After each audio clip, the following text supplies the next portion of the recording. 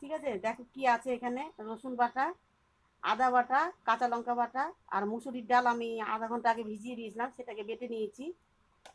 আর এটা হলো আটা আর ময়দা আর দুধ আর 3টা ডিম। ঠিক আছে, তো দেখো তোমাদের সামনেই করছি। ডালটা দিয়ে দিলাম, কাঁচা লঙ্কা বেটে রেখেছিলাম এটা দিয়ে দিলাম, আদা বাটা, রসুন বাটা, এটাকে ভালো করে মেখে নেব।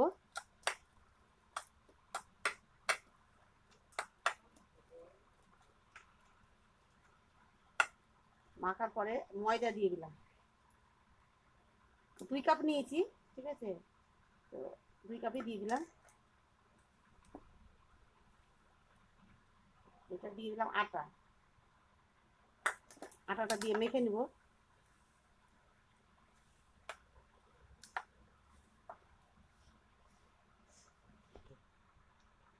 এটা সোডা দিয়ে দিলাম, খেতে খুব ভালো হবে তার জন্য লবণ দিয়ে দিলাম।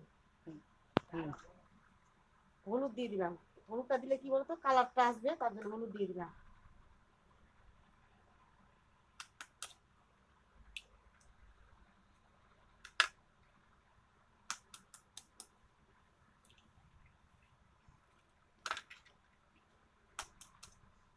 এটা ডিম 2টা দিলে হবে, 3টা দিলে হবে, বা একটা দিলেও হবে। আমি 3টা দিয়েছি, কেন খেতে বেশি ডিম দিলে বেশি ভালো লাগে। আর এখানে দুধ রেখেছি। এই যে ডালটা মেখে নিয়েছি, দেখতেই পাচ্ছ, এই যে মেখে নিয়েছি, মেখে এরকম হয়ে গেছে। তো দুধটা দিব, দুধটা দিয়ে মেখে নিয়ে এই দেখো বেশ শক্ত হয়ে গেছে, 10 মিনিটের জন্য ঢেকে রেখে দিব। ঠিক আছে ভাই, শুকনা দুধ দিচ্ছি।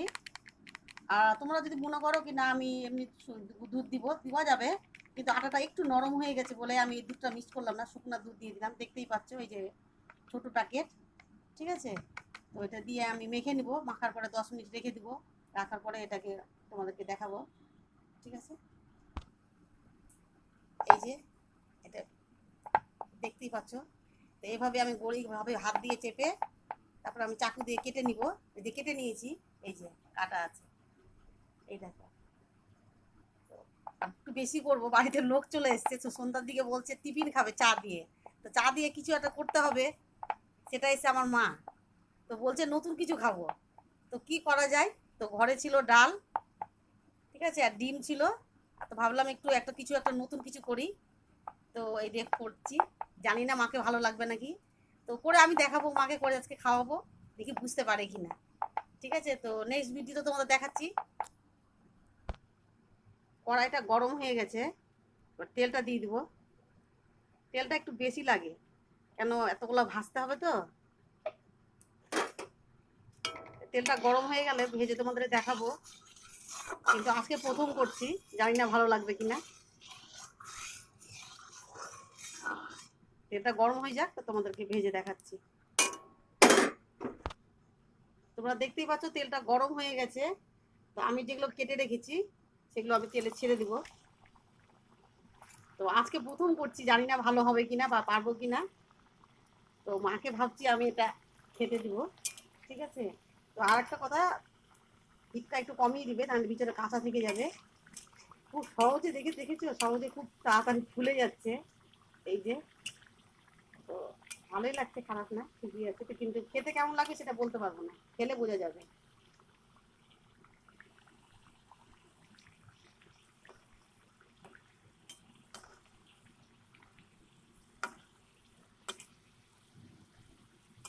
মাকে ভাবছি চুপ চুপ করে, মাকে কিছু বলিনি। হ্যাঁ, এটা চায়ের সাথে মাকে খেতে দিব।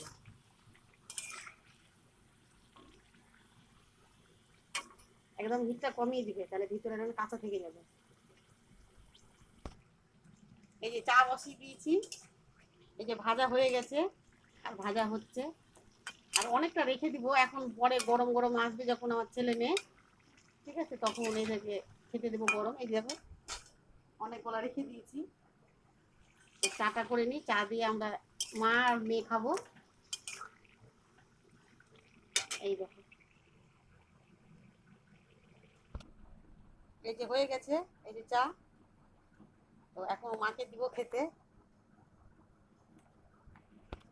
তো মার কাছে নিয়ে যাচ্ছি, দেখা যাক মা বুঝতে পারে নাকি। এ নাও,